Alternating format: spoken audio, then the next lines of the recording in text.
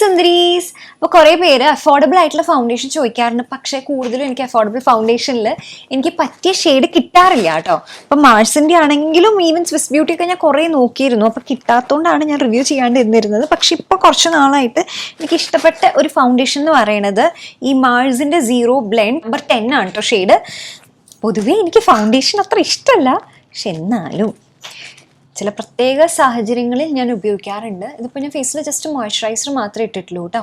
ഞാൻ കുറച്ച് മാത്രം ഇട്ട് കൊടുത്തിട്ട്, കുറച്ചല്ല കുറച്ചധികം ഇട്ടിട്ടുണ്ട്.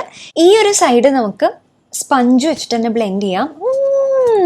കണ്ടോ, പെട്ടെന്ന് ബ്ലെൻഡ് ആവുന്നുണ്ട്. പിന്നെ ഒരു സ്കിൻ ലൈക്ക് ഫിനിഷിങ് ആണ് കേട്ടോ. ഇങ്ങനെ കണ്ടോ, അതാ ഭയങ്കര തിക്കായിട്ടുള്ളൊരു ലെയർ ഉള്ള പോലെ ഫീൽ ചെയ്യുന്നില്ല.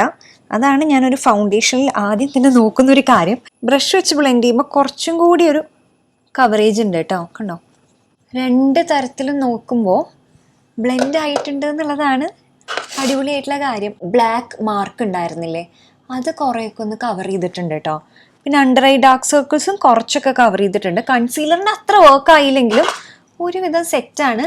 അത്യാവശ്യം നല്ലൊരു മാറ്റ് ഫിനിഷും ആണ്.